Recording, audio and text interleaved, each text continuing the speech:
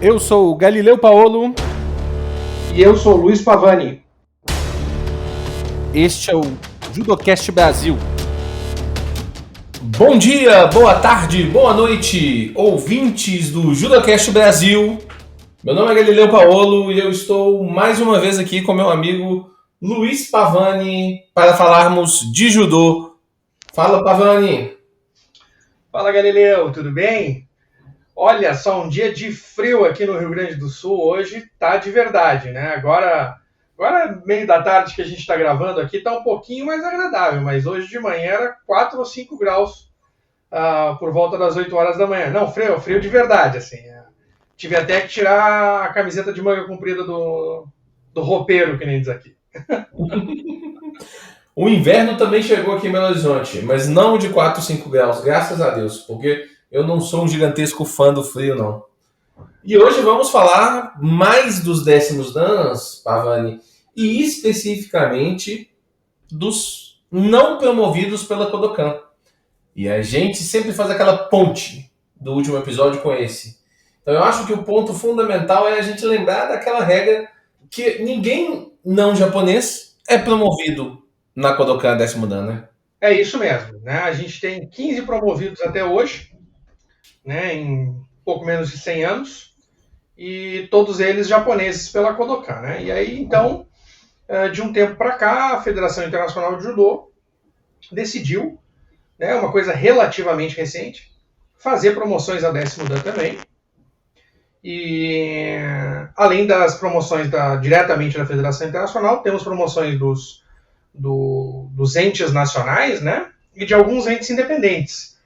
Né, eu não sei te precisar agora só olhando a lista aqui, mas ao contrário da Kodokan, que só tem 15, essa lista é um pouco mais extensa, né? Na minha aqui, e um pouco mais incerta também, né? Porque da Kodokan a gente tem uma única fonte, né? E aqui a gente teve que garimpar alguns locais, alguns nomes. Eu acho que tenho 28 aqui listados no total. Alguns a gente conhece mais, tem uma presença internacional maior. Outros tantos aqui eu só tenho o nome praticamente, né? Data de promoção e qual foi o ente que promoveu. Mas de repente a gente cruzando informações a gente consegue completar isso um pouquinho melhor para o nosso ouvinte. Pois é, e aí acho que cabe, continuando essa informação da Kodokan, não é só décimos dans que a Kodokan não promove, não. Na verdade, não tem faixa vermelha pela Kodokan sem ser japonês. Então não tem nono grau também, não. Tá? É isso. Eu acho que eu tenho aqui anotado em algum lugar, nos meus alfarrábios aqui, a quantidade de oitavos dan não japoneses. Mas é coisa de meia dúzia, assim. Dá para contar em uma ou duas mãos na história. Oitavos dan, né? Nono dan, nenhum. Vermelho lá é só japonês até hoje. Então, mediante isso, eu entendo a necessidade, sim. Nós já falamos sobre isso no último episódio, para a gente dar continuidade. Eu entendo realmente a necessidade de que estejam, que outros entes promovam sim ao décimo dan, né? E quando a gente for conversar sobre a lista, Pavani, que a nossa deve estar mais ou menos parecida das nossas pesquisas, que a gente ainda não bateu uma com a outra para ver como é que ficou, mas uma coisa assim, uma coisa que já vai chamar a atenção, infelizmente, é os Estados Unidos, né? Pois é, né? É curioso. Bom, só fazendo um comentário em cima do que a gente já falou da Kodokan, né? Eu, num primeiro momento, quando olhava a lista da Kodokan, um pouquinho injusto, né? Não promoverem ninguém que não seja japonês. Mas depois acabei vendo isso com outros olhos, né? É um processo da Kodokan de avaliar os seus, né? Quem eles realmente conhecem e deixar para que as outras entidades façam a avaliação das pessoas que têm uma atuação, né, dentro dessas próprias entidades. Acho que é um padrão interessante. E os Estados Unidos chamam a atenção porque tem uma quantidade considerável de pessoas, né, Galileu? E um país que, de uma certa forma, no cenário internacional, não tem tanta relevância assim, né? Nos últimos anos, até, a gente viu um pouquinho mais a ascensão de atletas americanos, mas realmente é um país que a gente não pensa, né? Quando a gente lista os países tradicionais do judô, os Estados Unidos não é um deles. Não eu cheguei a dar algumas aulas de judô numa universidade tradicional americana, Universidade da Alabama, e muitas das pessoas não sabiam que era judô. E é a universidade mais importante dos esportes americanos, assim. A mais influente, a mais importante universidade que apoia os esportes. O futebol americano principalmente, mas tudo lá. A luta olímpica lá é muito forte, por exemplo. As pessoas, o geral das pessoas era não saber o que era judô. Então, assim, é importante a gente ter essa noção. E nesse país aí, a gente tem um gigantesco número de décimo dan. A gente vai discutir sobre isso. Numa contagem rápida, eu contei 9. Né? Tem algumas formas de contar, né? Porque às vezes a promoção é feita por mais de uma entidade, né? Mas envolvendo as entidades americanas, mais de uma, né? Não sabemos disso. Eu contei 9 americanos, o que é realmente curioso, né? Eles não têm uma grande tradição de lutas, né? Mas a luta olímpica é a luta mais tradicional, eu imagino, deles, ou com melhor representação olímpica. E eles depois têm uma presença interessante no taekwondo, né? Mas em termos das artes marciais japonesas, eu acho que a que teve em determinado momento, até por exposição na mídia, um pouco mais de destaque dentro do mercado americano foi o karatê, né? Karatê, isso que eu ia te comentar. Karatê é muito forte nos Estados Unidos. Talvez não a nível competitivo esportivo, mas o karatê é muito forte. Em muitos lugares você vê um dojozinho com aula de karatê. E o Brazilian Jiu-Jitsu tem crescido significativamente. Diria eu que esses dois estão até acima do taekwondo, o Pavani. Então, todos esses jogando, empurrando o judô para baixo, digamos assim. No caso do Brazilian Jiu-Jitsu, se o pessoal do judô americano for inteligente, eles usam isso como mecanismo de alicerce para o judô lá. Né? Mas precisa de uma colaboração, de uma visão interessante. E eles são bons disso, eles são bons de colaboração, eles são bons de cross-training, né? O que talvez falte para eles em termos de tradicionalidade marcial, né? Favorece nesse lance do cross-training. Muitas vezes tu vai matricular o teu filho numa academia americana e ele vai estar... até tem um nome o sistema, ou às vezes o nome até um nome próprio, e o professor tem uma experiência de judô, tem uma experiência de jiu-jitsu, tem um pouco de karatê, né? Então talvez por isso o MMA tenha hoje tanta ascensão lá dentro também, né? MMA, no final das contas, acabou se tornando uma arte marcial em si só, né? Hoje, sim, as pessoas que lutam UFC, muitas delas têm formação em MMA, né? Muitas vezes não tem mais aquela vertente, eu sou de tal modalidade ou de tal estilo, né? Então é interessante isso, mas nada disso parece justificar 9 ou 10 décimos dan americanos, né? Chega relativamente próximo ao número japonês, se a gente pensar que até muito pouco tempo eram só 12 japoneses décimo dan, né? Então talvez tenha uma inflação aí, não saberia atribuir ao que isso, né? Porque a gente sabe que o processo de promoção ele é muito cultural, né? Ele é muito localizado em termos de critérios. As graduações altas tendem a ter um equilíbrio maior, é verdade, né? Mas, de uma maneira geral, como é que eles enxergam, né, um décimo dan? Vamos falar um pouquinho mais disso ainda daqui a pouco, mas acho que vamos começar falando das graduações da Federação Internacional, que eu acho que aqui sim a gente tem um grupo de professores absolutamente relevantes, cada um no seu perfil, né? E eu acho que o primeiro nome que a gente pode falar é do Charlie Palmer. É uma pessoa que não tem uma ascensão como atleta, né? Ele não foi promovido a décimo dan tendo o seu pico, e aí a gente repete, né? Rapidinho para os nossos ouvintes, o pessoal tende a ouvir todos os programas, né? Mas para quem não prestou atenção nisso, ou não ouviu quando nós comentamos, um décimo dan é um judoca que é excelente de uma maneira geral, mas como todo judoca tem o seu 1 ou 2 grandes poentes da carreira, né? A gente logo mais vai falar do Anton Hessing, né? Que sem dúvida nenhuma a grande expoência dele o exponencial dele é pela carreira como atleta, né? E o caso do Charles Palmer, que é um inglês, né? não é por isso, né? Não foi dentro da vida de atleta que ele se consagrou. Não foi. Ele tem até uma medalha aí de europeu, de campeonato europeu e tal. Não é um atleta, igual o Pavani comentou, não é um atleta horrível, não foi só... vivenciou tatame, vivenciou Shaijo, tá? Mas se destacou com certeza sendo o primeiro não japonês presidente da FIGE, e que na verdade esse não é o motivo principal não, é que ele realmente deu uma popularizada no judô a nível mundial. Isso é uma grande verdade, acho que muito em virtude do que aconteceu com o Gissin, que a gente vai falar depois, mas ele tem os seus méritos de... Ele tinha uma busca na cabeça dele de levar o judô a todos os países do mundo. Ele era o primeiro que encampava esse discurso, entendeu? E ele chegou muito perto disso, na verdade, né? Durante a gestão dele. É interessante notar, ele tem uma ligação com o Brasil, né? Ele sucedeu como presidente da Federação Internacional o Hisei Kano, né? Neto do Jigoro Kano, mas a eleição dele foi durante o congresso que aconteceu no Rio de Janeiro, por ocasião do Campeonato Mundial de 1965. Né? Então é interessante que ele tenha uma ligação aqui com a gente nesse aspecto. Ele foi aluno direto do Gonji Koizumi, né, que é o pai do judô britânico, um dos pais do judô europeu. Ele estudou com Trevor Leggett, que é um dos grandes alunos internacionais da Kodokan, né, um dos pioneiros na Kodokan.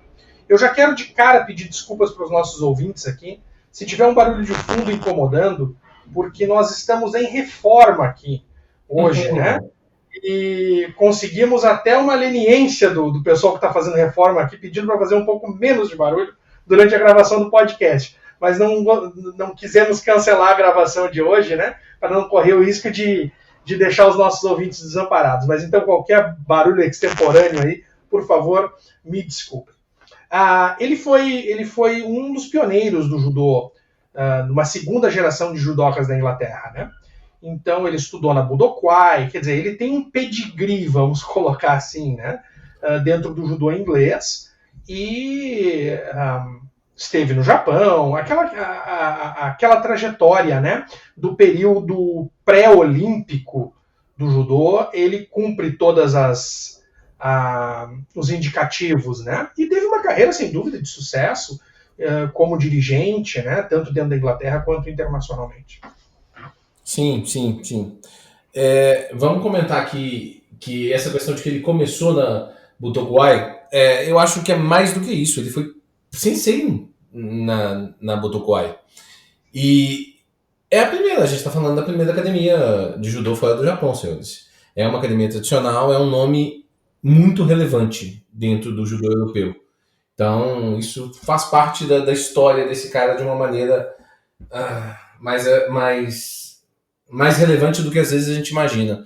Uma outra relação que ele tem com o Brasil, o Pavani, ele foi o cara que levou que mudou um pouco a estrutura da parte de arbitragem do judô, levando a diretor de arbitragem internacional da FIGE, Carlos Catalano Caleja, que é brasileiro, né, e que talvez tenha sido o principal diretor de arbitragem da história da FIGE. Assim, pelo menos o que deu norte a esse que nós chamamos de judô moderno, né? Eu não sabia dessa ligação. Se ele foi a pessoa que impulsionou o sensei Catalano a diretor da FIGE, para mim ele já merece um 10º dan aí. Né? É um nome fantástico para isso. Se eu não estou enganado, eu posso estar falando uma bobagem aqui. Se eu estiver falando depois, eu me corrijo ou tu me corrige. Eu acho que o professor Catalano foi o primeiro diretor de arbitragem da FIGE, porque esse cargo não existia, não foi sempre que ele existiu, né? Ele estava junto com a diretoria técnica. Então, a partir de determinado momento, nós passamos a ter o diretor técnico esportivo e o diretor técnico de arbitragem. E eu reitero, posso estar enganado, mas é possível que o professor Carlos Catalano Caleja tenha sido o primeiro diretor técnico de arbitragem da Federação Internacional. Então, foi uma perda, né, com o seu falecimento para o judô mundial, sem dúvida nenhuma, e para o judô brasileiro, né. Bom, importante dizer, a gente não falou ainda, né, o Charles Palmer foi promovido a 10º dan em 1997, diretamente pela FIGE, né, que é o caso de todos os que nós estamos falando agora nesse primeiro momento, aos 67 anos, né? Então é sempre bom ter esse referencial. E aí ele já não era mais presidente da FIGE quando isso aconteceu. Tá, senhores, eu acho que o Catalano é o primeiro diretor de arbitragem realmente como diretoria de arbitragem independente. Eu acho que é o que você falou, eu acho que esse cargo ele estava dentro da diretoria esportiva, era tudo misturado ali. Então talvez existissem outros, mas pelas minhas memórias aqui, eu acho que ele foi o primeiro nesse sentido. E foi no final da gestão do Charles Palmer que isso aconteceu, inclusive. Eu estou batendo as datas aqui, na verdade, porque se ele ficou durante 24 anos presidente por muitos anos ele foi presidente da FIGE, e ele assumiu em 1965, né? Então ele ficou até 89, e em 89 o Catalano era diretor de arbitragem. Então provavelmente foi ele que levou o Catalano à condição de diretor de arbitragem. Ah, que bacana. Bom, o Charles Palmer, então, é nascido em 1930 no Reino Unido, né, e faleceu vai fazer 20 anos agora, em 2001, aos 71 anos de idade. Né? Então, não muito tempo depois de ser promovido ao 10º Dan, mas que bom, foi promovido em vida, né? Excelente. E aí, vamos falar do outro, que por mais que a gente elogiou o Charlie Palmer aqui, mas eu achei que essa ordem de graduação da FIGE foi errada. Eu acho que o primeiro homem não japonês que deveria ter sido o 10º Dan, eu acho que essa honra deveria ter sido dele, é de Anton Gesinki. É um nome que todo judoca conhece, ou deveria conhecer, né? Foi o primeiro campeão olímpico pesado, né? Numa final que surpreendeu o mundo em determinados aspectos, né? Ele ganhou de um japonês dentro do Japão, e com essa vitória internacionalizou o Japão, né? Ele é um holandês, nascido em 1934 e que faleceu em 2010, e trabalhou a sua vida inteira pelo judô, né? Ele teve muitos anos treinando no Japão, então, obviamente, campeão olímpico. O que é interessante é que quando ele foi campeão olímpico em 64, por isso que eu digo que surpreendeu o mundo até determinado ponto, é porque ele já era o atual campeão do mundo de 1961. E foi campeão mundial de novo no Rio de Janeiro em 65, né? Sim. E ele era, assim, ele era muito uma exceção à regra, senhores, porque nós estamos falando aí dos anos 60, e ele é um judoca de 1,98 m, 2 metros de altura, e a gente às vezes não entende que as classes de peso, as categorias de peso, desculpa, elas eram diferentes na época. Então o pesado, ele era mais 80 quilos. Pra vocês terem uma noção. Então, assim, existem vídeos da luta da final olímpica de 64. É muito gritante o tamanho do Gesinki em relação ao japonês. Mas o Gesinki ele não é só esse judoca monstro de força, não. Ele era um judoca absolutamente técnico e, como o Pavani disse, dedicou sua vida ao judô, dentro e fora do Shiaijo, que eu acho que é um ponto muito relevante. Eu acho que nós estamos olhando para um cara que é hoje o que é o Yamashita. O que a gente olha para o Yamashita, eu acho que as pessoas deviam olhar para o Gesinki, quem acompanhou mais de perto a carreira dele. Ele tem uma trajetória fantástica, né? Ele começa na adolescência, com 14 anos no judô, 3 anos depois ele já está competindo internacionalmente. Ele vai ter 21 títulos europeus, se eu não estou enganado. Quer dizer, é um domínio na Europa absolutamente fantástico. Ele vai ser bicampeão do mundo, campeão olímpico, e ele já havia, obviamente, derrotado um japonês, que era o campeão do Japão, Koji Sone, né, no Campeonato Mundial em 61, mas a vitória dele sobre o Akio Kaminaga dentro do Japão, né, dentro da Nippon Budokan, que havia sido construída para o evento do judô, quer dizer, só para colocar o pessoal, naquela época a gente ainda tinha a classe aberto, né, o absoluto dentro da Olimpíada. Então foram 4 medalhas em disputa, né, no leve, no médio, no pesado e no aberto. Né, e essa vitória do aberto, que era o título que importava para o Japão, vamos dizer assim, né? Existia um conceito baseado no campeonato aberto japonês, né, que o campeão é o campeão, independentemente de peso. Então era a medalha que eles mais valorizavam. E essa medalha ter ficado com um estrangeiro foi muito doloroso para os japoneses, mas foi muito positivo para as aspirações do judô, que sempre foram as aspirações do Jigoro Kano, né, de que o judô era um presente do Japão para o mundo. Então o fato de um ocidental ter conquistado um título tão importante foi fundamental para o desenvolvimento do judô internacional.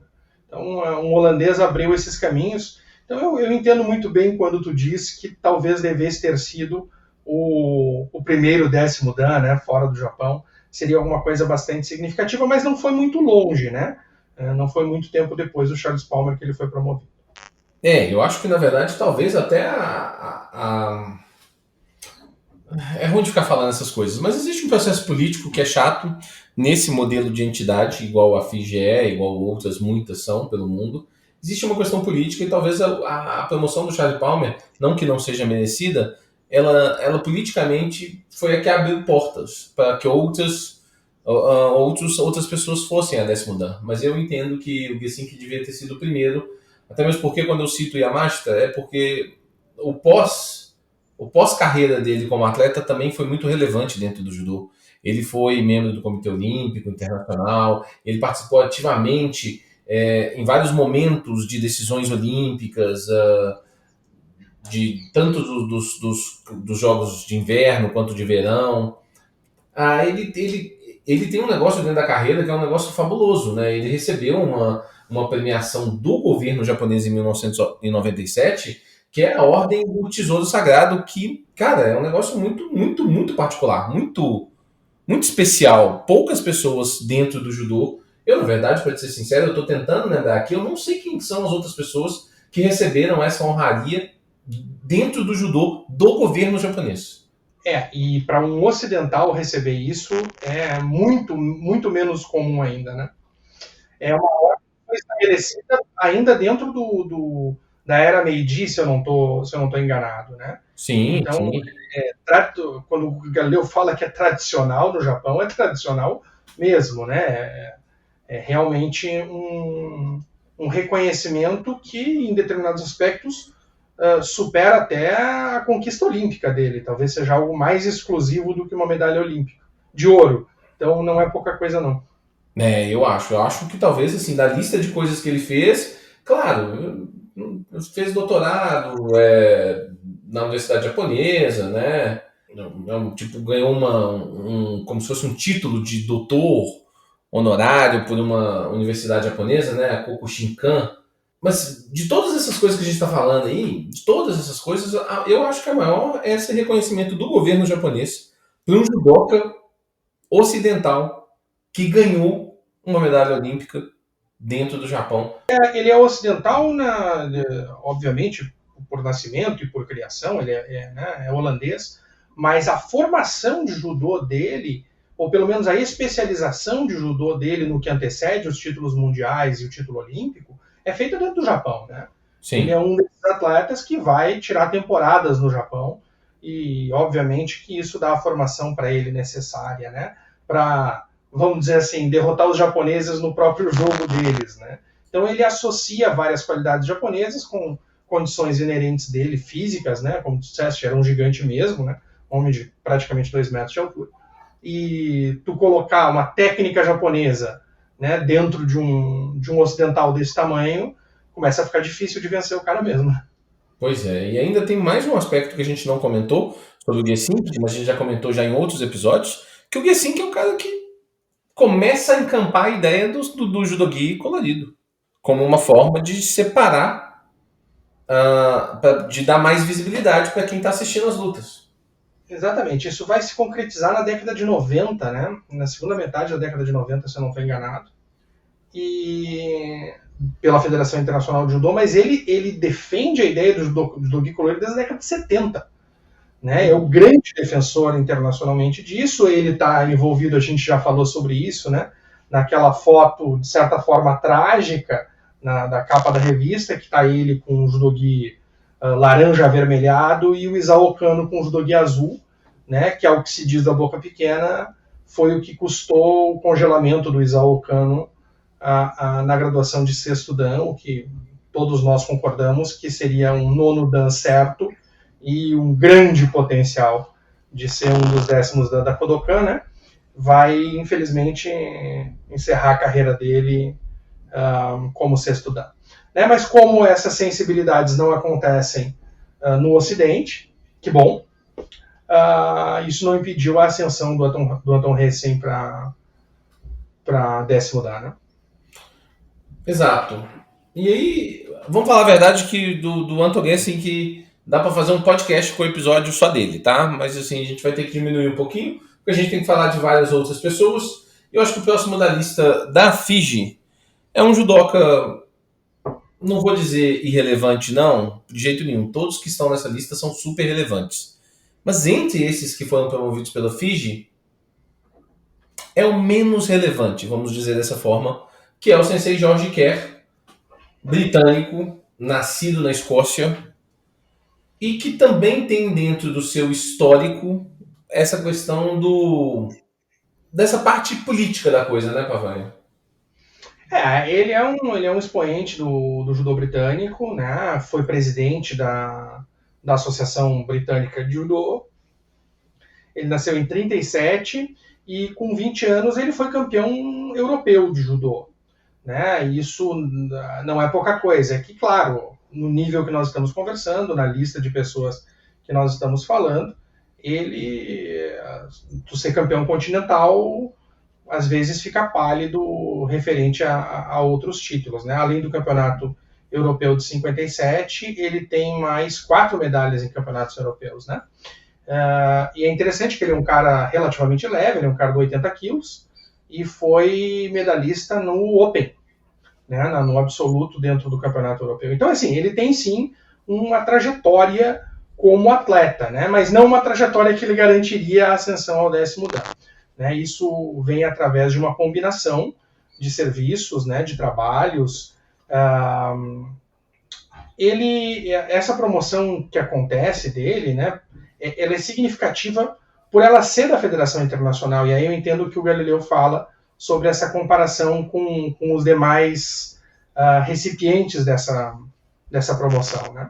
Realmente, ele tem um outro aspecto dentro da importância da construção e divulgação dentro do judô, que aí eu acho que sim, quando a gente fala desses serviços internacionais que ele prestou ao judô, não só como presidente da Associação Britânica de Judô, mas em vários outros ramos do judô, e isso inclusive é reconhecido não só pela Fiji, como também as próprias entidades governamentais, tanto britânicas quanto japonesas também, né? Exato. Ele é um cara. Ele tá vivo ainda, né? O que é muito bacana, né? Dos que nós comentamos agora, é o único que ainda está vivo. Né? Ele tem uma ligação com o bicampeão olímpico da Áustria, que é o Peter Seisenbacher, que, se eu não estou enganado, o George Kerr era técnico dele. Né? Então, também há uma ligação olímpica aí que pode ser bem interessante na função dele como técnico. Né? Eu tenho essa informação também. O Peter Seisenbacher, ele tá com o filme um pouco queimado, né? Teve algumas denúncias. Não é não um pouco, não. Teve umas denúncias sobre ele que não dizem respeito à fase dele como atleta, né? Mas dizem respeito à fase dele como treinador. Mas também o George Kerr tem nada a ver com isso, no final das contas. Não tem nada a ver com isso. Vamos separar uma coisa da outra. E se ele foi treinador de um cara que foi bicampeão olímpico, com toda certeza também inclui esse mérito também. É um cara muito relevante. E a Inglaterra, a gente às vezes fala pouco do judô inglês como estrutura, porque a gente sempre olha para a França como um país mais relevante dentro do judô, mas politicamente a Inglaterra é um país muito forte dentro da Europa, né? É muito significativo que as coisas passem por ela. Você vê, a gente não tem nenhum francês promovido pela Fiji e temos 2 britânicos. É interessante que nos últimos tempos, né, e por últimos tempos a gente fala das últimas décadas, o judô britânico tenha perdido essa relevância internacional, né? Mas foi o país, talvez, junto com a França, os dois países mais tradicionais do judô europeu, né? E sem dúvida nenhuma, como tu disseste, né? A primeira academia, a gente considera a primeira academia fora do Japão, né? A Budokai, em Londres. Então, quer dizer, existe uma tradição muito forte do judô inglês, e o George Kerr, ele também recebeu uma homenagem, né, uma honraria do governo japonês, né? Ele recebeu a Ordem do Sol Nascente em 2011. Então, quer dizer, ele foi indicado pelo imperador Akihito, que obviamente todo mundo que recebe é indicado pelo imperador, né? Mas também é bastante importante, bastante significativo o fato dele não ser um japonês recebendo, né? E ele recebe do governo escocês o equivalente a um dos títulos que dá a condição de Sir no Reino Unido, né? Então, é um cara de reconhecimentos não só dentro da área do judô, claro que é a partir daí, né, que se faz o nome dele, mas eu acho que é isso. No cenário internacional, quem é o George Kerr? Não foi por aí que ele foi promovido, né? É realmente o trabalho que ele faz dentro de um país que é significativo para o judô internacional, né? Então eu acho que também é justo que haja esse reconhecimento, né, por parte da FIGE. A Ordem do Sol Nascente, o Pavanini, inclusive, foi uma honraria que Mifune e Kano receberam também, né? Kano, inclusive, recebeu outras ordens, recebeu outras ordens, porque existe um ranqueamento rápido, né, de 3 ordens importantes do governo, né? Essa seria a menos importante das 3, o que já é absolutamente muito importante, os senhores. A gente não se atém muito a isso, não faz parte da nosso dia a dia, da nossa realidade, mas é a Ordem do Sol Nascente com raios na flor do não sei o quê. Uhum. E tem várias classificações, como tu diz, dentro dessas ordens, né? Mas é a medalha de bronze da Ordem do Sol Nascente, serve, né? Não, é maravilhoso. A outra ordem, eu não sei qual que é a segunda não, mas eu sei que a primeira é a Ordem do Crisântemo. Essa eu lembro de cabeça. Mas existe uma segunda aí que eu não lembro, a do meio. Mas, de qualquer forma, absolutamente relevante, importante. Então, realmente é um judoca que tem um histórico e eu acho que absolutamente significativo que a Grã-Bretanha tenha 2 judocas décimo dan pela FIGE. Acho curioso, para não dizer relevante. Porque você falou dos países, eu tô enrolando aqui para dar uma volta, mas assim, Inglaterra e França são os 2 países relevantes do início do judô na Europa. Mas o primeiro país potência do judô esporte é a Holanda, assim, fora do Japão, né? E a Inglaterra, na verdade, ou a Grã-Bretanha, em nenhum momento toma esse posto como uma grande potência do judô. Você tem o período do Neil Adams, que foi um grande atleta. Você tem fases dentro da Inglaterra, mas você não tem esse período, aqui a Grã-Bretanha é que você tem que tomar cuidado. Talvez o melhor momento da Grã-Bretanha como no judô é de 2012 para frente, inclusive. Dentro do cenário do judô olímpico, né, eles têm expoentes, né? Uhum. Mas não existe uma sistematização da presença deles. Fazendo um paralelo completamente desnecessário, mas, por exemplo, Cuba tem uma tradição olímpica infinitamente maior do que a tradição olímpica inglesa, né? Perfeito. É que a Inglaterra foi a primeira casa do judô internacional, né? Quer dizer, a tradição do judô francês vem de dentro da Budokai, né? Bem ou mal, o Kawaishi quase estagia dentro da Budokai antes de ir ser o pai do judô francês, né? Então, mais ou menos dali surge o que tem que surgir em termos de judô internacional. E aí, né, é importante que a gente está falando em 2021, né, mas uma carreira de décimo dan começa antes da metade do do século passado, né? Então, nesse período pré-olímpico, em que a Inglaterra ainda era um grande referencial do judô mundial, essas pessoas fazem parte desse processo. Né? Eu falo Inglaterra, a Bretanha, de uma maneira geral, eles sendo escoceses. Então, eu acho que muito vem daí o fato deles terem 2 décimos dando a ficha.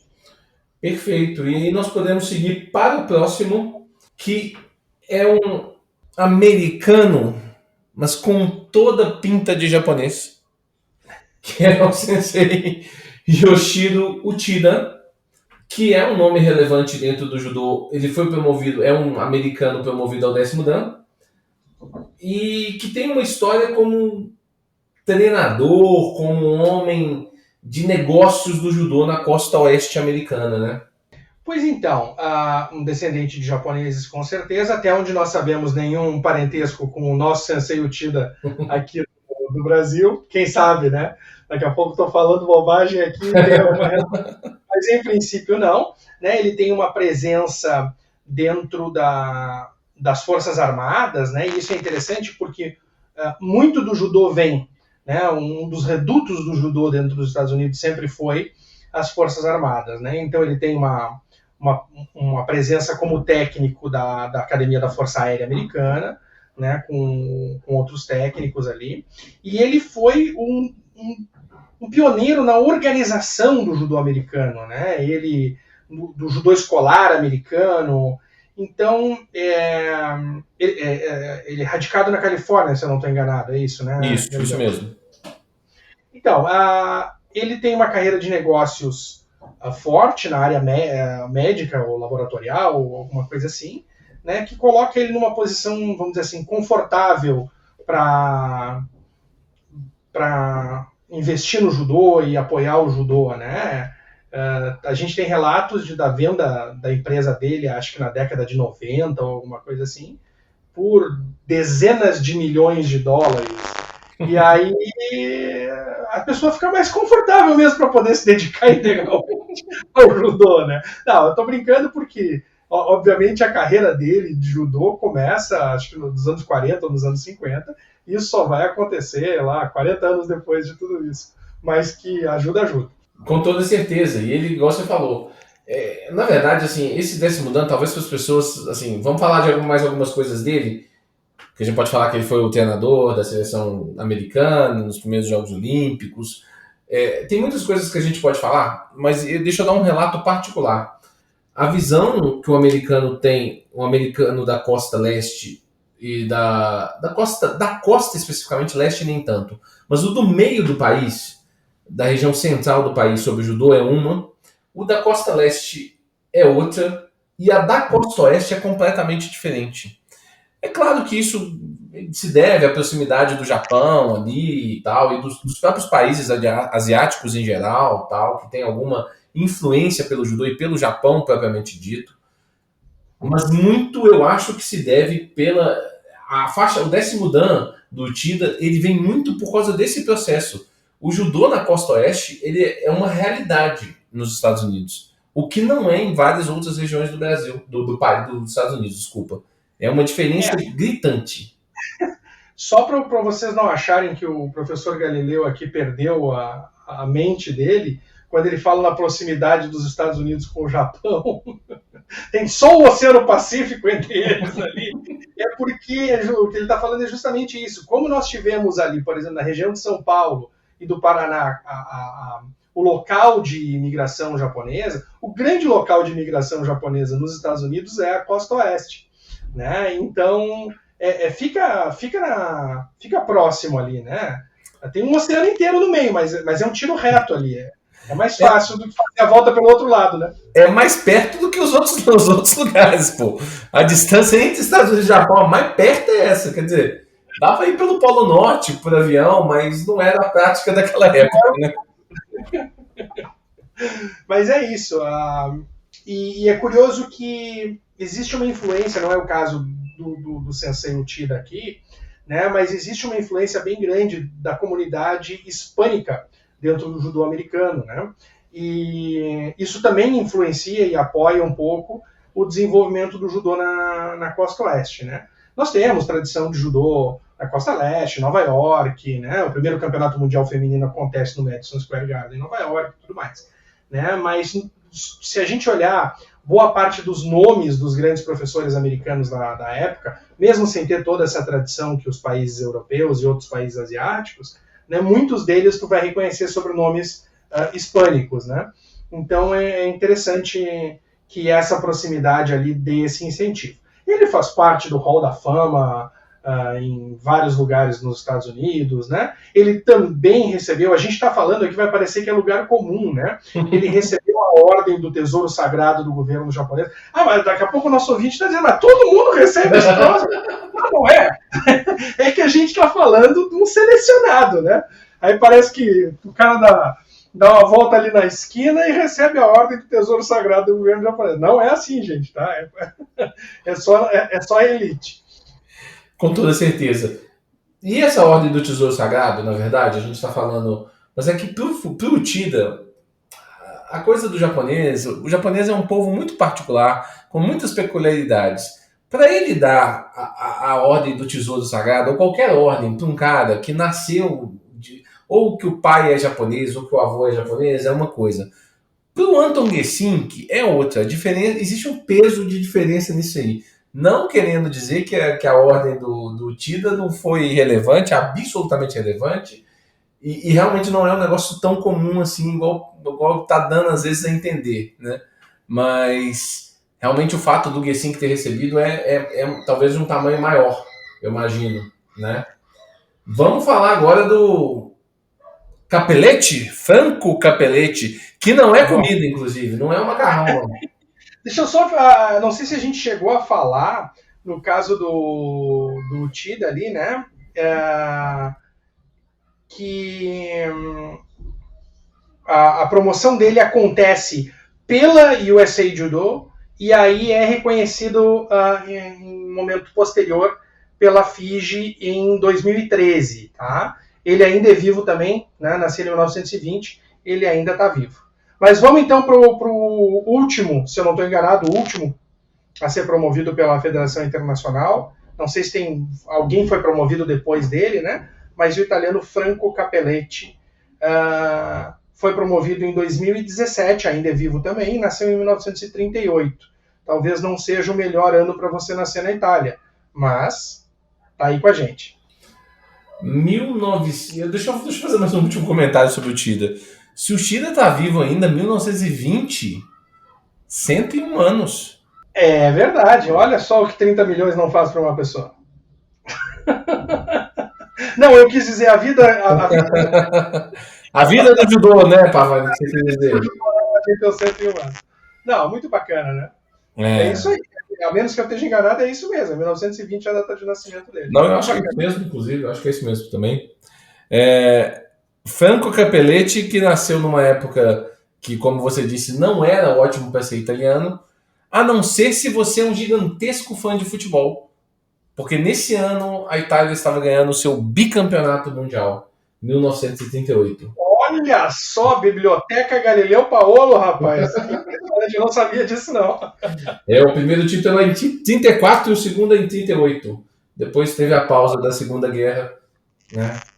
Faz parte.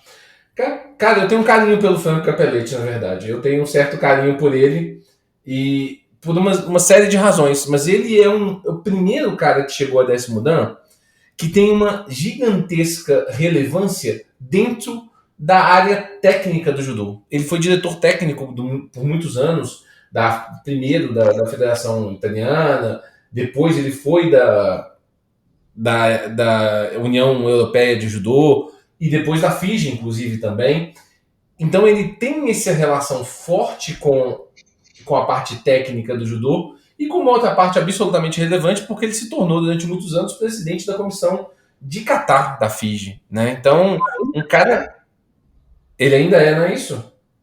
Eu tenho a impressão que se deixou de ser agora. Mas acho que ele ainda é o presidente da comissão de Catar da FIGE, sim. Pois é, ele é um cara absolutamente relevante dentro dessas áreas do judô que eu gosto. Eu gosto muito dessa parte de direção técnica, então ele que fez algumas modificações na maneira que a gente organiza campeonatos, tem muito disso, passa por ele. É um judoca relevante nesse conceito, é o último que foi a 10º Dan, foi em 2017, se eu não me engano, né? Isso mesmo. Como eu disse, eu tenho um carinho por ele, então não conheço, mas já gosto. É um seleto grupo, né? É um seleto grupo da Federação Internacional, sem dúvida nenhuma, mas me parece, Galileu, eu não quero dizer incorrer no mesmo erro, porque a gente já observou que talvez não seja um erro da Kodokan de não promover os japoneses, né? Mas tu olha a lista de 10º Dan da Federação Internacional e parece que é a lista de 10º Dan da União Europeia de Judô, né? Concordo. Será que não tem ninguém relevante no judô coreano no mundo? Será que não tem ninguém relevante no judô brasileiro no mundo? No judô cubano no mundo? Que fosse meritório de um reconhecimento desses pela Federação Internacional de Judô? A Rússia? E como? Né? Então, me parece no mínimo curioso que essa lista só inclua pessoas da Europa ocidental. Né? Será que não há ninguém, até mesmo na Europa Oriental, nos antigos países da Cortina de Ferro? Né? Nós vemos um expoente de judô muito grande ali. Né? A gente entende por Rússia de uma maneira geral, porque ficaram sob a influência do judô russo, né? Por muito tempo. Mas é isso aí. É uma lista, sem dúvida nenhuma, meritória, ninguém questiona isso, de 5 grandes nomes, mas 5 nomes europeus, né? 4, né? Que o Shida. Perdão, me perdoe. Realmente, tem um nome americano ali, né? Que causa uma determinada curiosidade também, né? Porque dentro da América, os Estados Unidos, como a gente já falou, está longe de ser o país mais tradicional. E um outro aspecto que me causa uma extrema curiosidade, eu sei que tu já mencionou, é que nessa lista nós não tenhamos nenhum francês. É impressionante, né? É impressionante. Nós temos franceses 10º Dan, né? A gente vai falar neles logo adiante agora, promovidos pelas uniões continentais ou promovidos pelos membros nacionais, né? Pelos países. Mas a Federação Internacional de Judô nunca reconheceu um francês dentro da lista dos seus 10º Dan. Talvez a gente esteja sendo um pouco duro, porque essa lista ela é relativamente nova, né? Sim. Se tu tirares a promoção do Charles Palmer e do Anton Hessing, tu tem ali uma lista que tem, vamos dizer, 10 anos de idade. Então, de repente, eles estejam ainda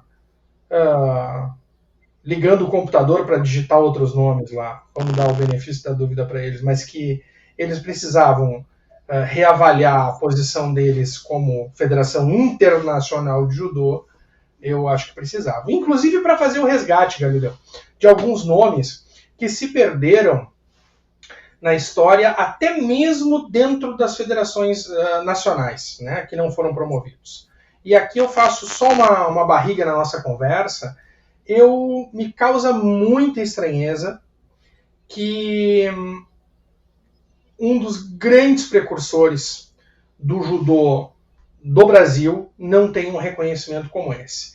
Eu acho muito curioso que o Ryuzo Ogawa Sensei não seja 10º Dan.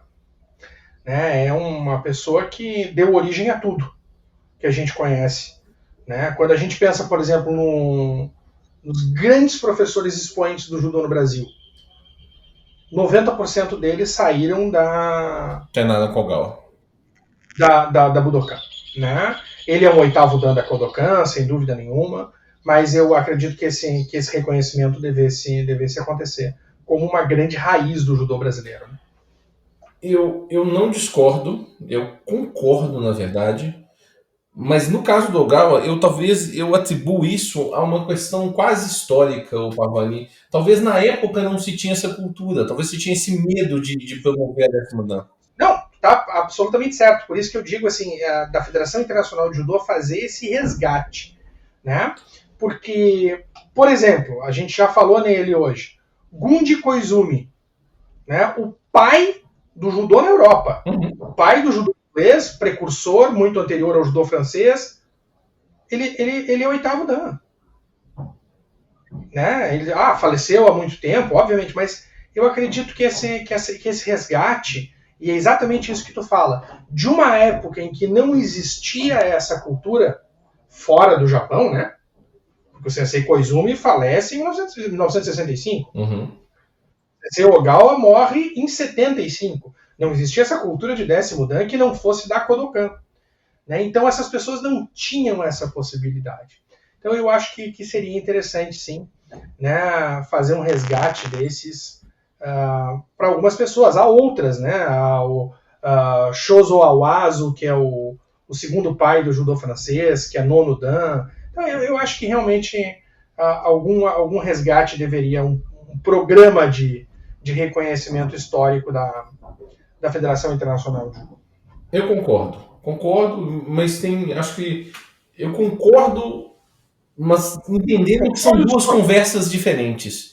Para ser sincero, não é concordo discordando, não. Acho que são duas conversas diferentes. Quando a gente olha aquela conversa que você estava tendo, eu também concordo com ela, a anterior, que eu acho que essa lista da FIJA ela não representa o judô internacional, que é o ponto que eu acho que você gostaria de chegar. Eu acho que essa lista da FIJA, não desfazendo de nenhum nome aqui, mas eu acho que essa lista não representa o judô internacional. Eu acho que você não tem um grupo aqui que representa esse aqui é um grupo, igual a gente olha para o grupo da Kodokan, depois que a gente estudou melhor o judô japonês, você percebe que aquele grupo representa o judô japonês. Aqui não existe uma representação do judô internacional. O grupo da Kodokan conta a história do judô, né?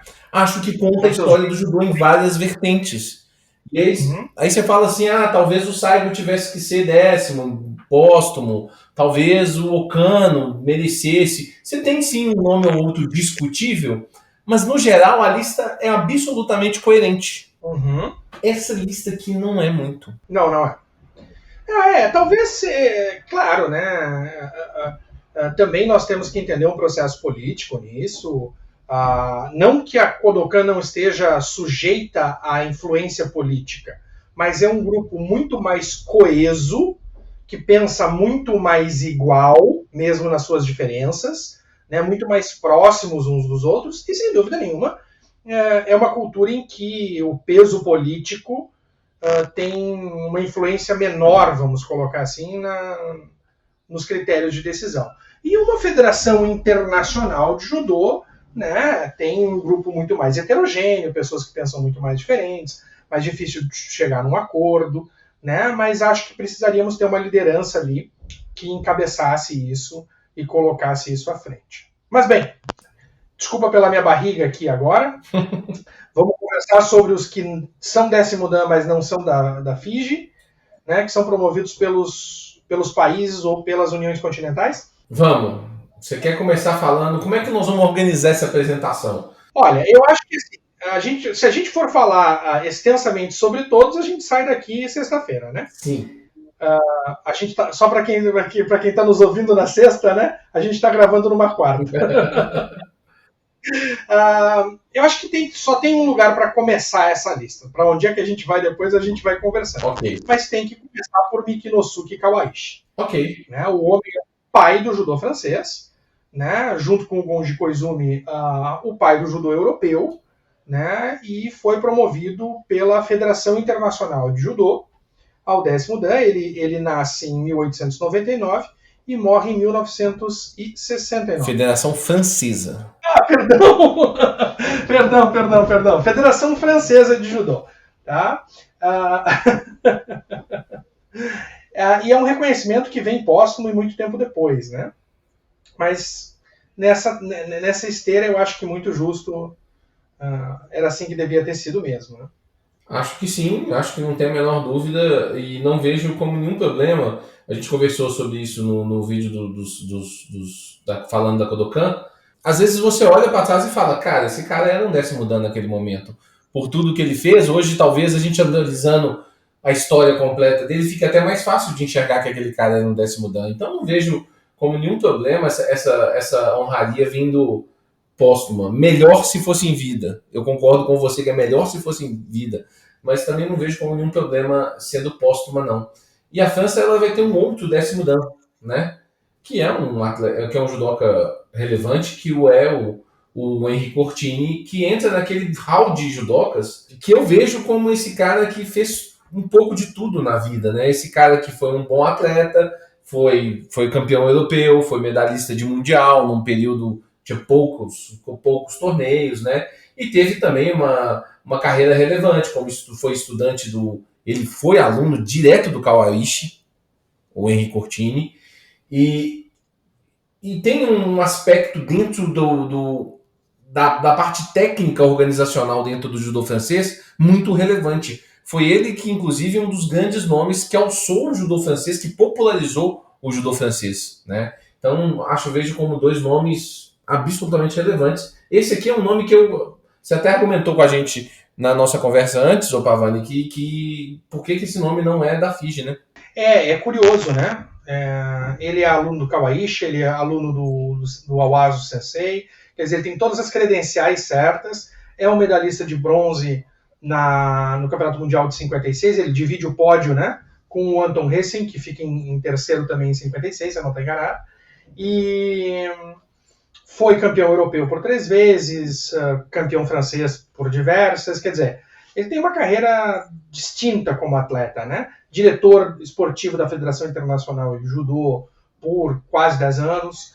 Então, realmente é curioso até, né, que ele não tenha sido reconhecido pela Federação Internacional, mas que bom que foi reconhecido em 2007, ainda em vida. Ele morreu esse ano, né? Ele morreu no início desse ano, em fevereiro agora.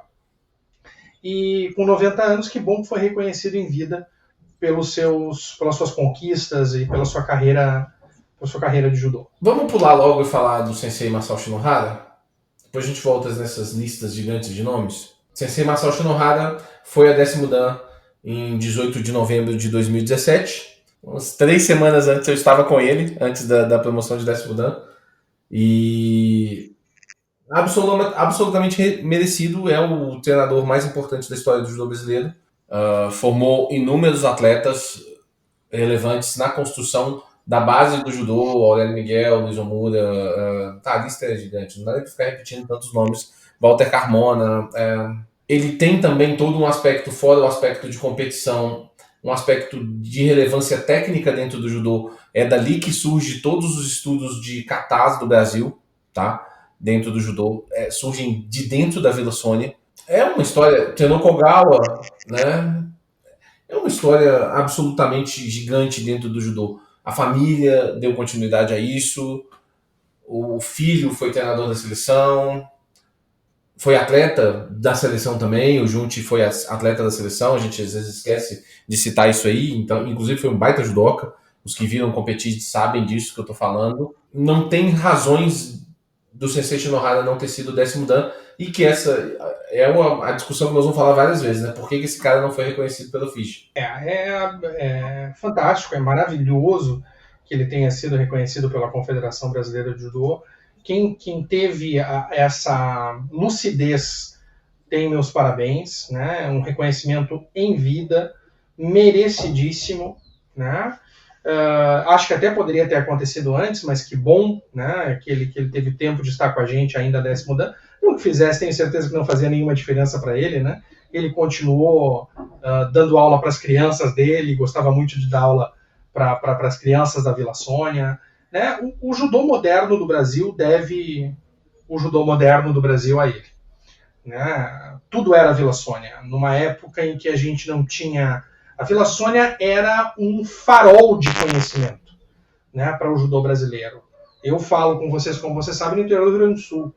Né, o que nós tínhamos de acesso na época era uma cópia reprográfica, era uma cópia Xerox, do manual da Vila Sônia. E eu sei de conversar com professores de todos os cantos do país, né, que esse era o referencial técnico de todo mundo. Né? As distâncias eram muito maiores, né? No sentido de que era muito mais difícil chegar nos lugares. Então a gente, assim, falar na Vila Sônia, na minha formação, para mim era quase sinônimo em falar na Kodokan. Né? Era o grande referencial, era o celeiro dos grandes judocas, era quase um lugar mítico, né? A Vila Sônia. Então, sem dúvida nenhuma, não haveria outra pessoa mais meritória a ser reconhecida no judô brasileiro. Né? O trabalho que o que o Jun faz só enaltece o trabalho do pai dele, né? Um dos grandes nomes como atleta, né? A gente tende a esquecer os nossos não medalhistas olímpicos, mas um grande nome como atleta e um excelente nome como técnico, né? Ao longo de toda a sua carreira, tem mais uma Olimpíada pela frente aí, né? Tá na comissão técnica que vai estar em Tóquio, né? Sim. Fez um anúncio dos Então- nomes, inclusive. Né? Oi, desculpa, não te ouvi? Ele fez um anúncio dos nomes, inclusive, do masculino. Exatamente, estávamos ouvindo ele hoje ali. E estamos gravando no dia do anúncio da seleção brasileira, inclusive fizemos uma live juntos agora, comentando isso, né? E então, quer dizer, o que eu quero dizer com isso é a herança familiar do Shinohara ainda não terminou, né? A influência dele através da sua família ainda não terminou, e a sua influência no judô brasileiro jamais vai terminar. Né? Nós vamos dever tudo o que acontece no judô brasileiro para sempre a uma pessoa como ele. Né? Então, com isso, não pode se dizer outra coisa além de que ele mereça esse 10º Dan e todo o nosso respeito e todo o nosso carinho. E uma pessoa maravilhosa, né? Além de tudo isso, né? Um ser humano maravilhoso. Com toda certeza. Tem todos os predicados que o nosso Shiranji Gorokano gostaria que um 10º Dan tivesse, sem dúvida nenhuma. Vou fazer mais um último comentáriozinho. Quando eu treinei lá, eu tinha uma apostila, que é essa apostila que você está falando, que muita gente tinha, que era um Xerox e tal, com uma imagem na capa, escrito Vila Sônia e tal. Eu tinha. E recentemente, em 2017, quando eu fui, pouco antes do 10º Dan, ele me entregou exatamente a mesma cópia da mesma apostila, exatamente do mesmo jeito. Achei no mínimo, deu aquela sensação de saudade dos tempos que... é sensacional, eu gosto dessas coisas. A gente acha estranho às vezes, que você fala, pô, as coisas não evoluíram. Nem tudo é para evoluir, gente. Às vezes tem coisa que tem que ficar mais ou menos do mesmo jeito. Eu achei muito curioso. Agora eu tenho 2 cópias dela, uma antiga, velha, e outra novinha. Podemos começar falando agora da grande listagem de coreanos que tem promovidos pela Federação Coreana. E, gente, a Coreia é uma grande potência do judô. Tá num momento um pouco esquisito, mas é uma grande potência do judô, Pavani. Isso é interessante de falar, não é exatamente o nosso tema, né? Mas a gente se preocupa muitas vezes com como está a nossa seleção brasileira de judô, né? Quais são as nossas chances de medalha, essa função toda, ainda mais nesse momento em que a gente está às vésperas da Olimpíada, né? Mas nós temos que olhar, por exemplo, a seleção masculina francesa, né? Saiu desse campeonato sem nenhuma medalha. É a primeira vez que isso acontece em não sei quanto tempo. Né? Mas eles não estavam com os titulares. O judô francês vem sofrendo, né, no processo de inovação no masculino. O judô coreano, né, teve o seu pior desempenho mundial, acho que na história. Então, todas as seleções, em determinado momento, todos os países passam por processos, né, de carência de medalha. O Japão passou por isso, foi em Londres, né? Que conquistou uma medalha de ouro, e acho que foi no último dia, ao apagar das luzes ou alguma coisa assim. Né? E aí, então, convocaram o Kosei Inoue para a infelicidade do judô internacional. E o judô do Japão está como está agora. E, meu Deus do céu, eu estou morrendo de medo dessa Olimpíada em Tóquio, que vai ser um terror. Né? Os homens estão voando. E as mulheres estão voando mais ainda. Mas então é isso. O judô coreano, se a gente olhar hoje para o quadro internacional de medalhas, né, não é tudo isso. Mas se a gente olhar alguns poucos anos atrás, né, nós temos o judô coreano em determinados momentos como a segunda grande potência do judô mundial. Né? Tradicionalíssimo o judô dentro da Coreia. Né? Inclusive tradicionalíssimo com a influência do judô japonês, né, da Kodokan nos seus primórdios. Né, com o estabelecimento de filiais, né, ou uma filial dentro da Coreia, né, galera? Sim, em Seul. E aí a gente está falando, só para a gente amarrar o tema, a gente tem o Inoue. Inoue também está caminhando para ser 10º Dan. Nós estamos vendo mais um que vai trilhar os passos de ser um 10º Dan, que ele tem todos os requisitos também. Todos. Da nossa geração aí, o próximo da fila, sem dúvida nenhuma, é o Yamashita, né? A menos que aconteça alguma tragédia na carreira do Yamashita, Espero que não. ele é 10º, não tem nenhuma dúvida disso. Né? E eu fico pensando assim, que interessante, será que as pessoas que viram o Daigo, que viram o Osawa, que viram o Abe, né, na sua juventude, como a gente teve a oportunidade de acompanhar o Yamashita e depois, né, agora o Inoue, será que eles se davam conta de que eram pessoas que estavam na fila, que eram predestinados para isso, assim, que se não fossem, seria uma surpresa, que é exatamente o caso que nós temos com o Yamashita, e imagino que logo mais adiante, depois do Yamashita com o Inoue, a gente sabe que isso pode daqui a pouco demorar 30 anos para acontecer, né? Mas que estão na fila, estão, né? Então, acho que os dois estão. Mas a Coreia, a gente vai ter 5 décimos dans promovidos pela Federação Coreana de Judô. Desses, assim, vou citar os nomes aqui, pode ser que a minha pronúncia esteja errada, tá? Eu não sou ótimo com pronúncias de estrangeiras, não, pode ser sincero. Além de tudo, tu não fala coreano? Não falo, é um absurdo, absurdo. Que decepção, que decepção. Eu mesmo estou decepcionado comigo mesmo. Vou me matricular rapidamente numa aula de coreano para resolver esse problema o mais breve possível. Pelo amor de Deus, tem que fazer aquela ressalva que todo mundo que fala em público fala. A gente tá brincando, ninguém tá desmerecendo a cultura coreana. Pelo amor de Deus. É uma brincadeira. Muito bem. É uma brincadeira, só uma brincadeira. Fala aí, Galileu. Eu vou deixar essa bronca pra ti. Erra tu pra não errar eu. Tem o senhor Seok Jin-jong, o Chin Do-kwon, o Choi Jung-jun Sung-san-nin. Nunca vi um coreano com tanto nome, inclusive, igual esse aqui. Não, os coreanos que a gente não tem que falar o nome chamam É isso. Os que a gente tem que falar tem 6 nomes. O Lee Bang-jun. E esse que sejam, e desses todos que eu falei, o único que eu conheço de verdade é o Jang Kyung-san. Que esse, na verdade, eu já li um relato sobre ele, que é o único que eu tenho informações mais relevantes, Pavani, que eu já li, a minha memória não me falha, eu já li um relato sobre ele, sobre a importância dele dentro da Federação Coreana de Judô. Ele foi treinador de seleções olímpicas, ele foi treinador da seleção olímpica em 1988, na Olimpíada de Seul. Bastante importante. Olha só, eu imagino aqui que nós estejamos falando de sul-coreanos, né? Imagino. Eu acho que essa...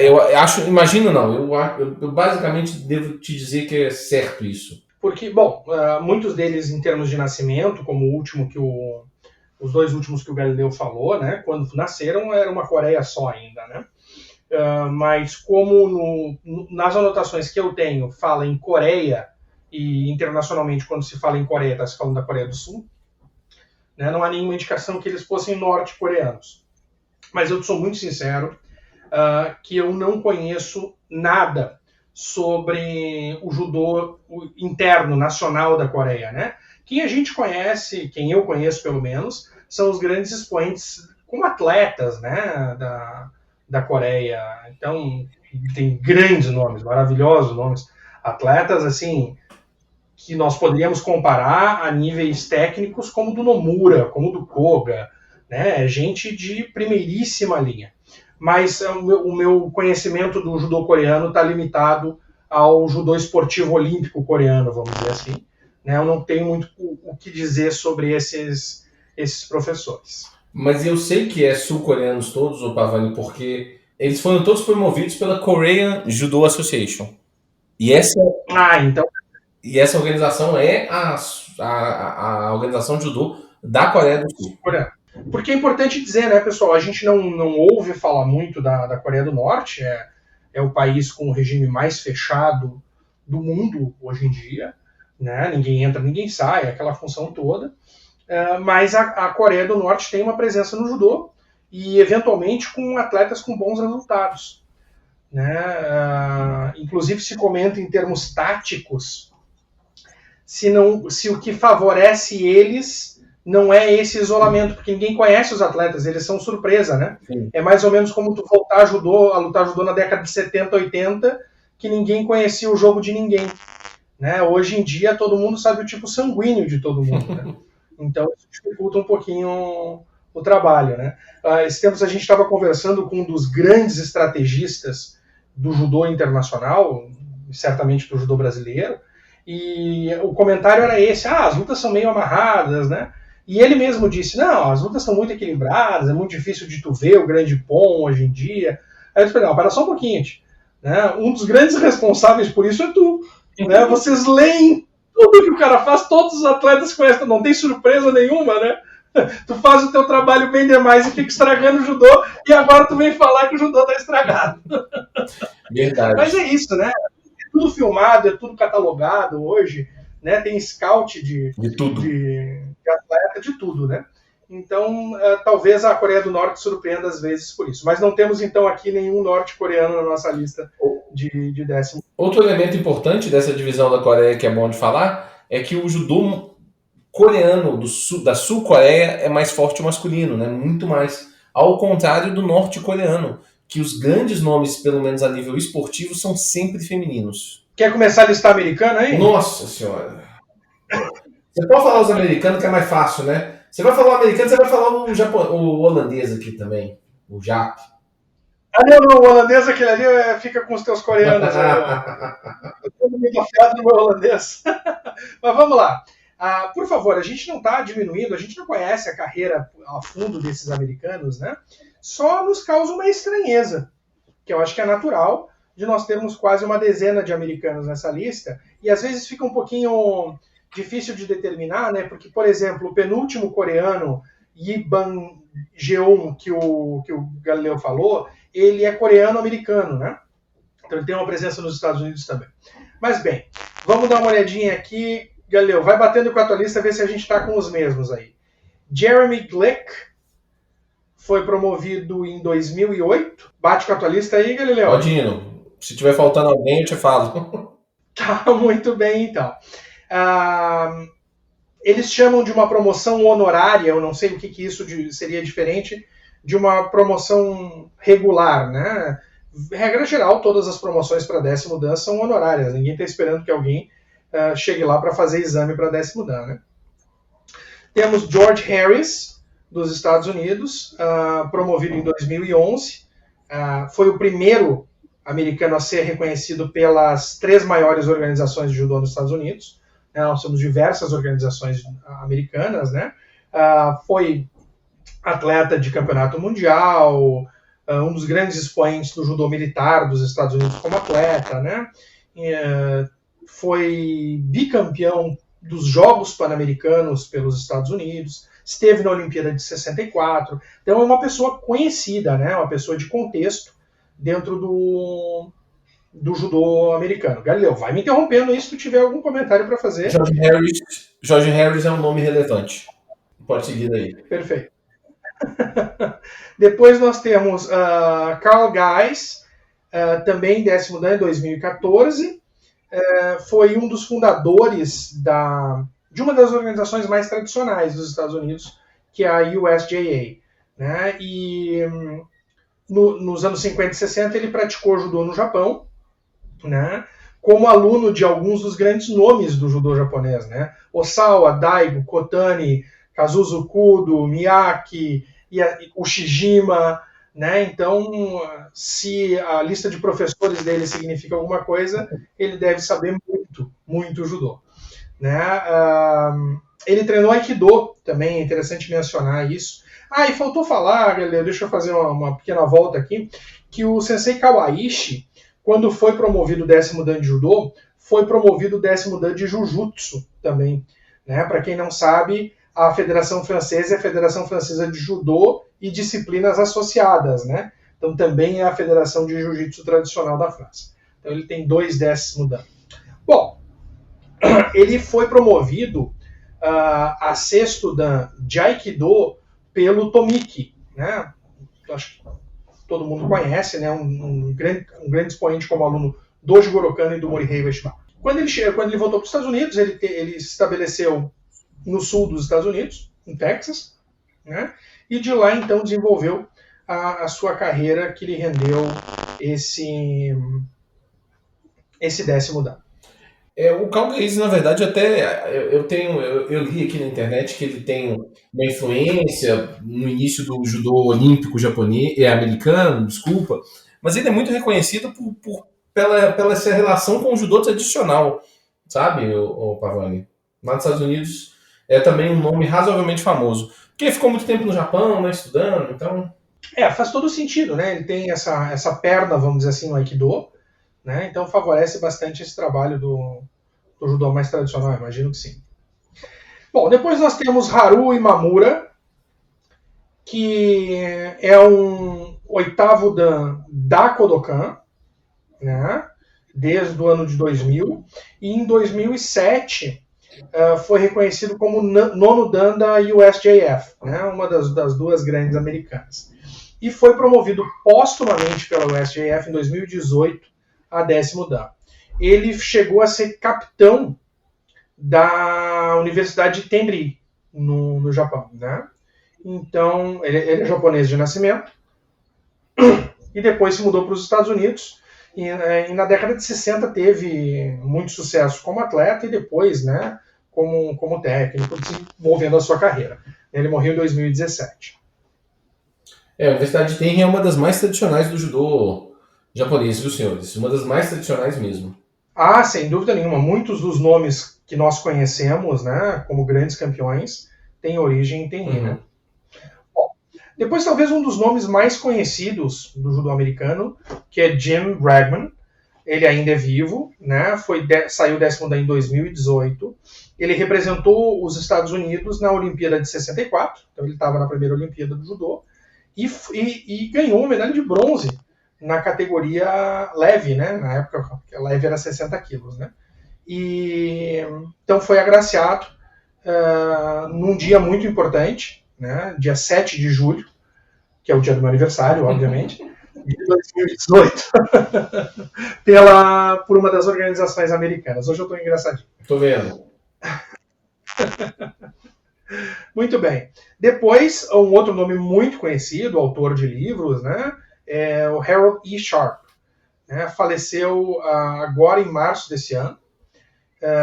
Foi promovido a 10º dan no ano de 2020. Né? Então, ainda bem, não foi uma promoção póstuma. Né? Com uma carreira bastante distinguida na Califórnia. Né? Uma associação chamada NANCA, que é bem conhecida na costa, no judô americano de uma forma geral. Né? E ele foi uma pessoa que teve um contato direto com o professor Jigoro Kano, de alguma maneira, né? Na verdade, a Associação NANCA, ela é reconhecida pela Kodokan. Foi reconhecida pela Kodokan em 1930, né? Isso, ela tem tipo um reconhecimento que ali é um judô tradicional. É mais ou menos o processo que acontece com a Budokai. Entendeu? Como se fosse uma coisa tipo quase oficializada. E ele foi presidente da NANCA durante muito tempo.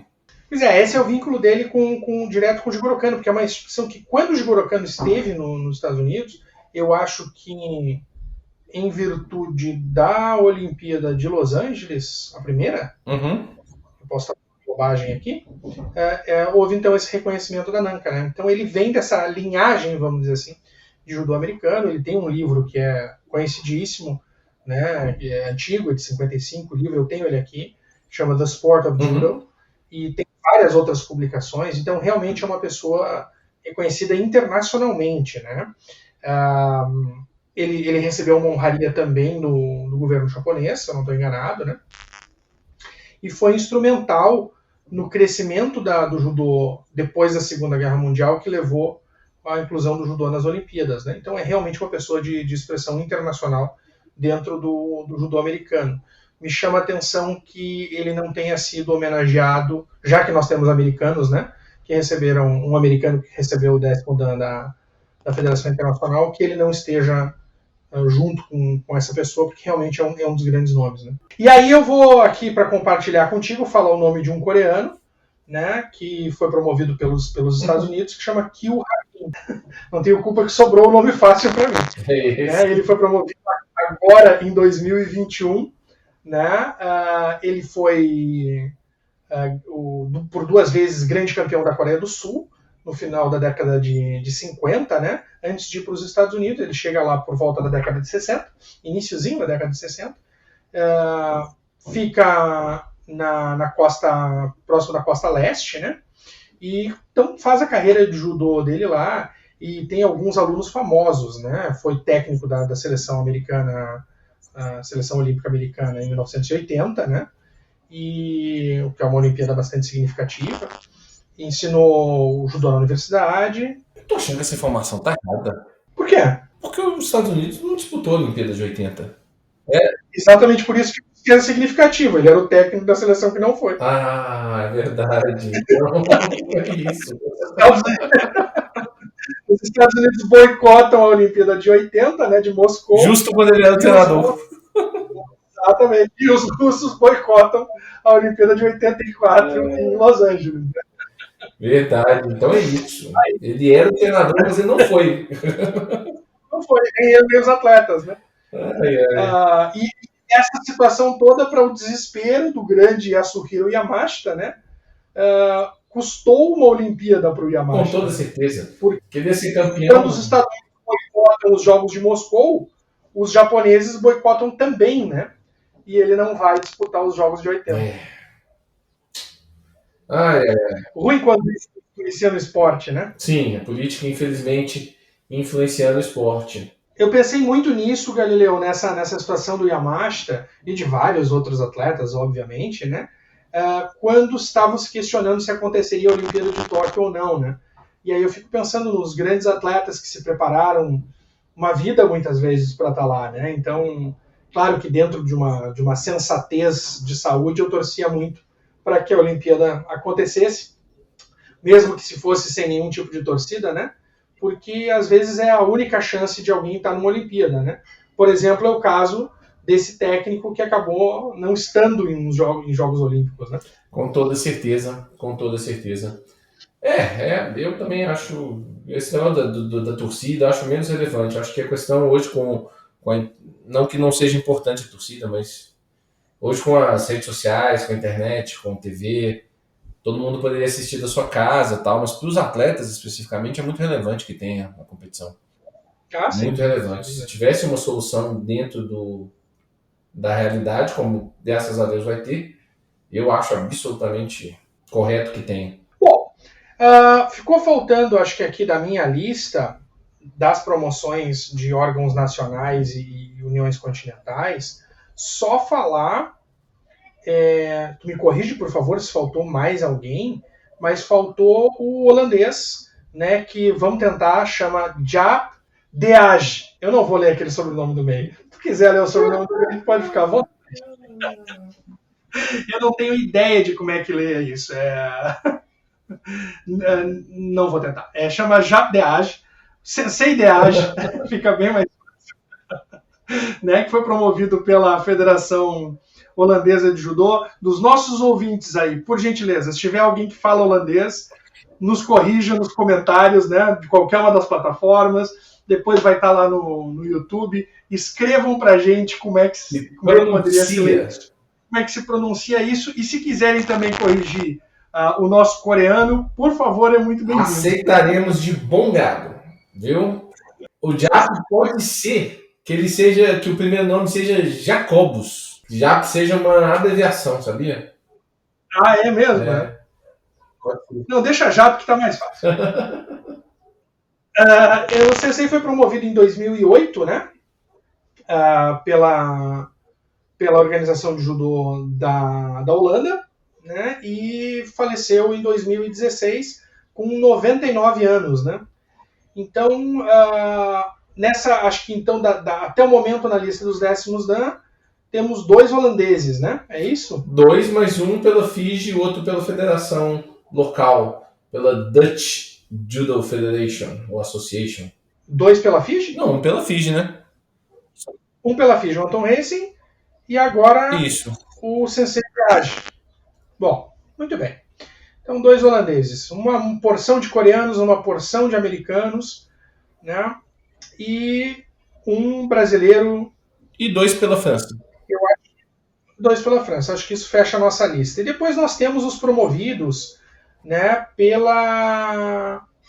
por órgãos independentes, né?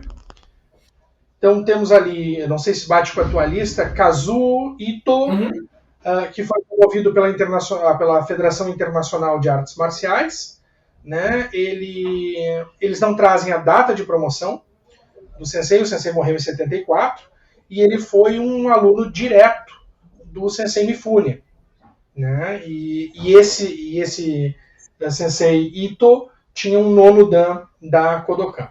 É curioso, né? No mínimo curioso, alguém japonês ser promovido que não seja pela Kodokan. Nós temos um outro nome aqui, né? Deve ser o irmão dele. É irmão dele, tu sabes disso? É o irmão dele. Ah, tá. Então tem outro Sensei Ito, né? Takasui Ito, também promovido pela Federação Internacional de Artes Marciais, né? A Kokusai Budo Renmei. Foi secretário pessoal do professor Jigoro Kano e tinha uma graduação de nono dan pela Kodokan também.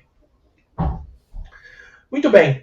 Além desses, temos mais um japonês nessa lista, que é Tokuji Oshita, que eu vou te ser bem sincero que eu nunca tinha ouvido falar nesse professor. Ele é um 10º dan também da Federação Internacional de Artes Marciais. Não tenho mais detalhes sobre ele. Não sei se tu sabe alguma coisa mais específica. Absolutamente nada. Bom, como não poderia faltar, temos mais um americano aqui na lista, né? Chama Philip S. Porter. Foi promovido em 2005 pela Federação de Artes Marciais dos Estados Unidos. Além dele, temos Dieter Teiger, da Alemanha, promovido pelo Colegiado de Dans da Alemanha, né, como se fosse aí o Dan Shakai da Alemanha, a 10º dan em 2010. Ele foi um antigo presidente dessa instituição e é considerado o primeiro alemão 10º dan. Né? A sua graduação não é reconhecida nem pela Deutsche Judo Bund, né, que é a Liga Alemã de Judô, né, a Federação Alemã de Judô, nem pela Federação Internacional de Judô. É uma promoção independente, como a gente falou. E além deles, temos um nome mais conhecido, que é de Brian Jacks, do Reino Unido, né, ainda vivo, que tem como grau, se eu não estou enganado, da BJA, né, 8º dan, e foi promovido pelo Conselho Mundial de Artes Marciais a 10º dan. Não temos a data dessa promoção, mas ele foi o primeiro britânico, né, a ganhar uma medalha em campeonatos mundiais, um bronze em 67 em Salt Lake.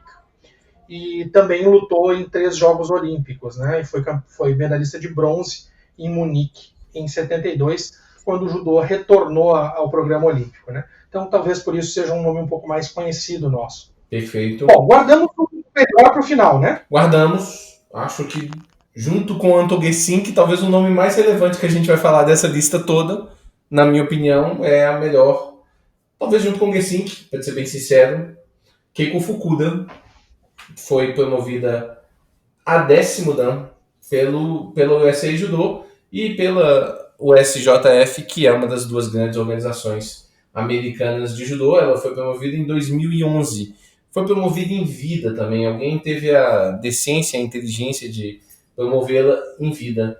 Eu acho que o mais relevante dessa promoção é porque não deveria haver... É igual o nome do Gesink. Ele deveria ser o primeiro ocidental 10º dan.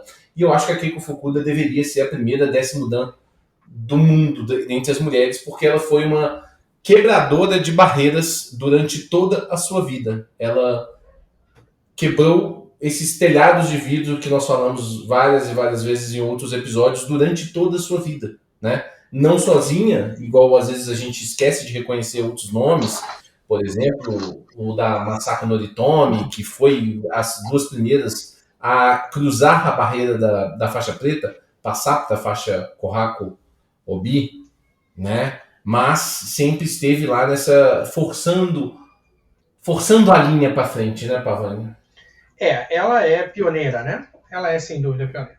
E uma pessoa que, pelas contingências da época e de sua etnia e de sua cultura, sacrificou muito por tudo isso, né? Quando ela optou por ser uma judoca dentro do Japão naquela época, ela optou por não ter uma família própria, né? Ela optou no sentido de ela não poderia se casar, né? Então ela não teve um marido, ela não teve filhos, então não é um sacrifício pequeno que está se falando, né? É tu realmente dedicar a tua vida ao judô em detrimento de todo o resto. E assim ela o fez, né, dentro do Japão, e depois com um trabalho maravilhoso, me corrige, Galileu, se eu estiver errado, em São Francisco, nos Estados Unidos. São Francisco. É isso mesmo, né? A maior especialista da história em Jun no Kata, sem dúvida nenhuma, né? Não temos dúvida com relação a isso. O livro seminal, né, de Jun no Kata, que se tem até hoje, é escrito por ela. Então, como se não bastasse, ela tem talvez um dos maiores pedigrees do judô, né? Ela é neta do primeiro professor de Jujutsu do Jigoro-kan, né? O sobrenome Fukuda, nesse caso, não é uma coincidência, né? Ela é neta do Hashinosuke Fukuda. Então, um nome fantástico. O único sentimento que eu tenho em toda essa história, além do reconhecimento pela USA Judo e a USJF, ela é reconhecida como 10º Dan em 2011, se eu não estou enganado também, pela Federação Mundial de Judô, pela World Judo Federation. Mas o meu único sentimento é que a Kodokan não tenha tido a possibilidade ou a lucidez de fazer a promoção dela, né? Ela é 9º Dan pela Kodokan, é a única mulher com essa graduação que eu saiba, né? Se alguém foi promovido depois, eu não tenho conhecimento ao 9º Dan, é possível. Mas ela, sem dúvida, foi a primeira, como ela foi a primeira, como o Galileu estava dizendo, em toda a vida dela, né? Acompanhada por pessoas como a Masako Noritomi, né? Mas vocês imaginem, né, que ela ficou no 6º Dan por mais tempo do que as pessoas normalmente fazem judô na vida, né? E só foi ser promovida, ficou no 5º Dan, perdão, e só foi promovida a 6º Dan em 1972, né? Quando esse telhado de vidro, esse teto de vidro foi quebrado. Mas que bom, né? A gente fica muito contente que ela tenha sido promovida a 10º Dan em vida, isso foi muito bacana. E eu tenho informação aqui, eu não tenho confirmação, mas que ela teria sido a 32ª pessoa a ser promovida a 9º Dan na história do judô. Então também é um grupo, a gente esquece, mas é um grupo bastante seleto, né? Eu não sei dessa última informação aí não, Pavani, mas a Fukuda, a Keiko Fukuda, ela durante um tempo, ela foi o último ser humano vivo que treinou com o Jigoro Kano. E todo o processo histórico de criação da turma feminina, claro, passa pela família do Jigoro Kano, que a gente sabe, né, que treinaram as filhas, treinaram com ele, né, mas é muito curioso essa transição de legado, né, porque o Jigoro Kano treinou com Sensei Fukuda e ele acabou sendo o professor da neta dele, e é historicamente linda a história dela em inúmeros aspectos. Hoje a Kodokan já tem uma outra nona Dan. É o Meso, né? Katsuko Meso, se eu não estou enganado. Katsuko Meso. A gente sabe porque lá no curso da Kodokan, inclusive ela usa faixa preta no geral, assim, só no dia que ela tá dando aula que ela mete a vermelha, inclusive, né? Assim, é muito, muito, muito curioso. Nos dias dos cursos de kata, eu tava lá e teve um dia que eu fiz salvação do lado dela, assim. Ela junto lá com os que estavam fazendo salvação. Né? Que maravilha. Sim, Faz uma curiosidade, Galileu, por favor. A faixa vermelha que ela utiliza é Joshiobi? Tem alguma marcação de fita branca, não? Não. Que bacana, que coisa boa. Isso é um negócio também que me chamou bastante a atenção, entendeu? Me chamou bastante a atenção. Foi muito significativo, na verdade. E ela é pequenininha, ela tem nem 1,5 m, talvez. Pra ser sincero. Né? E ela me corrigindo, assim, ela de preta ainda, me corrigindo na Gano Kata, que não, ela não estava como professora, ela estava professora no dia do Jun no Kata. Impressionante, assustador. Acho... Está se abrindo, são passos que estão sendo dados nessa direção. Nós vamos conversar bastante sobre eles hoje à noite, né, Pavani? Na nossa gravação. É verdade. Eu acho que é importante. Do judô feminino. Eu perguntei da faixa porque talvez algumas das nossas pessoas não saibam. se utilizava para as mulheres a faixa vermelha, Joshi-Obi mais vermelha, a partir do 8º Dan, até muito pouco tempo na Kodokan. O que era um sinal institucionalizado de que o 9º Dan seria o grau terminal feminino, né? Então usava no 8º e usava no 9º, mas não chegaria ao 10º, né? Então o fato dela estar utilizando uma Kaobi sem a marcação, sem a fitinha aquela, né? Sem o tracinho branco aquele, é bastante significativo, até mesmo apontando numa possibilidade, né? Futura, não sei se seria o caso, de uma mulher 10º Dan seria fantástico. Quem quiser achar o nome dela é só procurar naquele tradicional livro de judô, Judô Kodokan do Jigoro Kano, né, o mais tradicional de todos. O nome dela está lá, né, ainda como 7º Dan. Bastante interessante. Senhores, acho que ficamos por aqui. Hoje eu e o Pavan temos mais gravações, mas quero primeiro agradecer vocês a audiência desse período todo. Vocês que já estão aqui sabem que nossos podcasts estão nas todas as plataformas importantes de podcast, estão nos nossos canais do YouTube, né? Luiz Pavani com Z, Judô Tatami. Vou pedir para vocês, vou fazer um pedido aos senhores. Divulguem para os colegas, para os alunos de vocês. Produzam conteúdo de judô. Hoje o judô está passando por um momento complicado e é importante a gente tentar levantar o nome do judô. Cada um à sua forma, cada um à sua maneira. Entenda que toda contribuição nesse momento do judô é importante. Né, Pavani? Sem dúvida nenhuma. Eu acho que a nossa missão nesse momento é manter o judô vivo e saudável no maior número de lugares possíveis, né? Hoje a gente entra na internet e vê, é muito comum você ver tantos tatames usados para venda, e cada vez que a gente vê isso, a gente sabe que é um dojo que está fechando. Né? Então é bastante importante que isso aconteça. Nós estamos num ano olímpico, o judô vai ter bastante destaque, né? Vamos cada um contribuir com um grãozinho, né? Nessa corrida. Eu acho que a gente consegue sair dessa situação, dessa pandemia, mais fortes até do que a gente entrou em curto prazo. Então, boa sorte aí se a gente não se fala para os nossos atletas olímpicos em Tóquio. Né? Boa sorte para todos que vão com saúde, que voltem com saúde e com o peito pesado de medalhas. Esperamos que sim. Estamos todos torcendo. Forte abraço, pessoal. Obrigado, Pavani. Forte abraço. Forte abraço a todos.